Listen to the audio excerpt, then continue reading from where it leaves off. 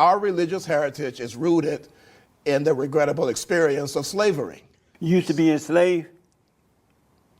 Yes, we used to be slaves. You were a slave at one time? No, I was not. I know. I was never. I was born. I was born in the 1950s. So slavery was long gone by then. But I still experience the legacy of slavery. How? And the In legacy what way? of discrimination. In what way? When I experience barriers that exist simply because of the color of my skin, those barriers are still real. And they still exist. So how did you get to APU and do all that, be the dean and do all that if barriers was in your way? Yeah, that's amazing, isn't it? It's a miracle. That's a miracle. Is it possible because they were not there? At least not from the white folks. That who was not there? Barriers were not there. It was all in your mind. It's not real. Oh no, the barriers were there. The barriers are there even now. Even though I am associate dean and professor of New Testament, there's still some real barriers that you deal with. When will black people know that they are not there anymore? What do white people have to do to say, okay, blacks, we gave y'all everything. Do you want the land? You want the land, then you'll be done? You know, we'll know that these barriers are no longer there when we finally become fully human. And how are you going to do that? By taking in the eyes. But the eyes of what? In the eyes of white people. So if white people just say to the black, y'all human, would you be satisfied? No, it takes more than that. It takes more than that. What else you want? For one thing, it takes getting the knees off of our necks. What do you mean by that?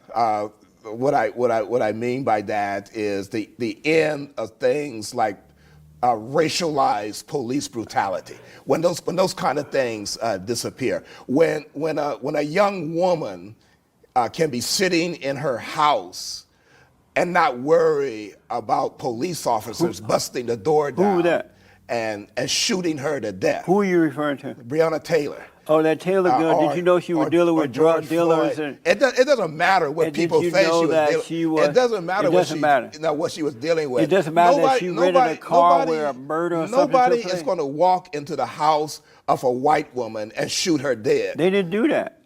They didn't do what? They knocked before they went in. The boyfriend or maybe even her shot at the cops. No, they didn't just walk in. No, they busted the door down. No, but they didn't just walk. It was a knock, and then they went in. They did not identify themselves as police officers. True. The young man thought that some other group was breaking in. He shot in self-defense. You mean the drug dealer? They returned fire, and they killed an innocent woman. When you say the young man, are you referring to the drug dealer that you were with?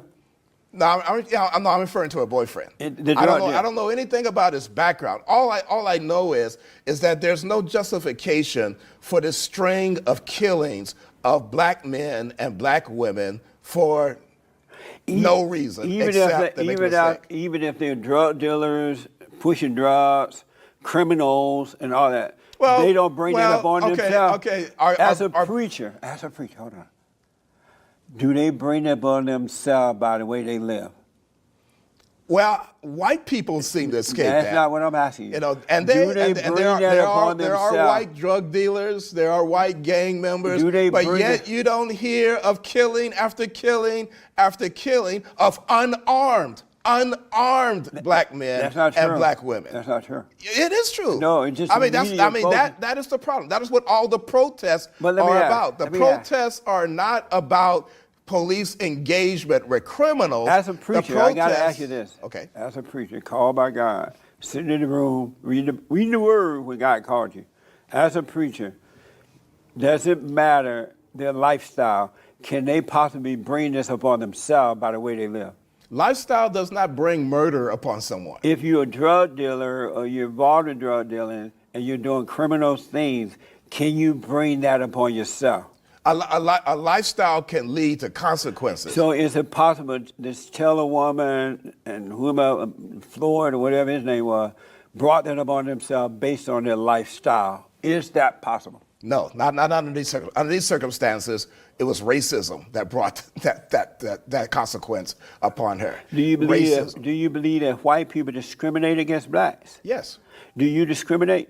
No. You never discriminate. No. You don't discriminate. I don't discriminate against anyone on the basis of race. Do you discriminate? I have been discriminated against on the basis of race. So you do discriminate. Everybody discriminates. How about you? For example, How about you? I prefer to eat chicken rather than pork. That's discrimination. Do you discriminate? Not on the basis of race. Do you discriminate against other people? Not on the basis of racial characteristics. That's what we're talking about. So why did you marry a black woman instead of a white woman? Because I fell in love with her. But why do you fall in love with a white woman? You discriminated. No, I fell in love. I fell in love with my wife. You dated a white woman before, right? No, I never dated a white woman. Why not? That situation just never arose. Because you discriminated. I fell in love with somebody else. Is being a white Christian different from being a black Christian? Yes. In what way? Heritage. What? Heritage and experience. And what do you mean by that? Black people, even black Christians, have experienced a racial heritage and history in this country that white people have not experienced. In fact, white people have been responsible for black people experiencing this history and heritage. What does that have to do with being born of God? It has nothing to do with being born of God, because black people who are Christians are born of God also. But yet, despite the fact that they were Christian and born of God, they have been treated as subhumans.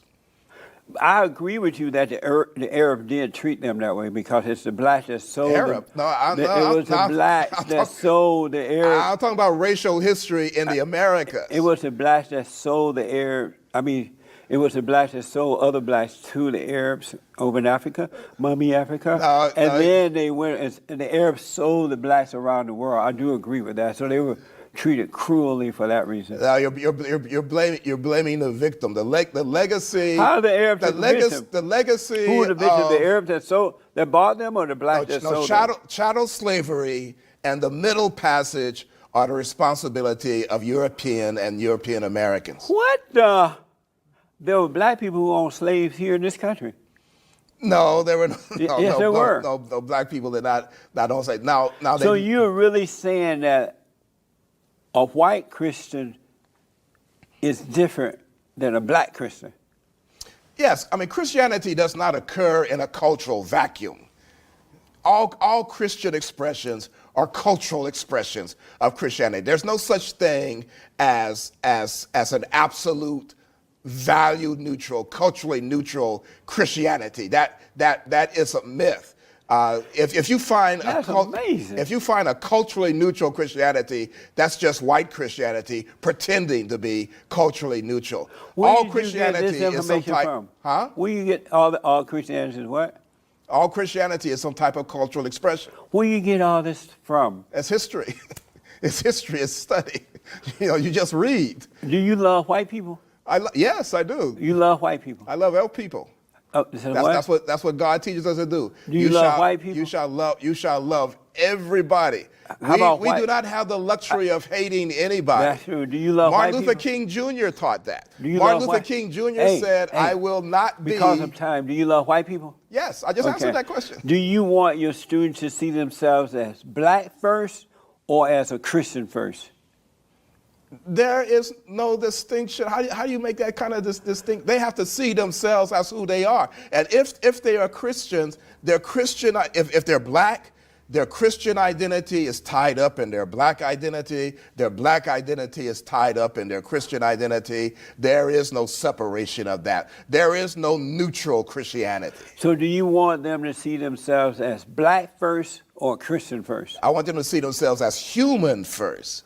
See themselves as human first, who happen to be black and Christian. So Christian third? No, it's all together. It's like Father, Son, and Holy Ghost. Who's first? Father, Son, or Holy Ghost? No, those three are one. Amazing. Thanks for watching The Fallen State. We need your continued support. Donate to my nonprofit here. Subscribe and like the videos here, and tell everybody and their mama about the show.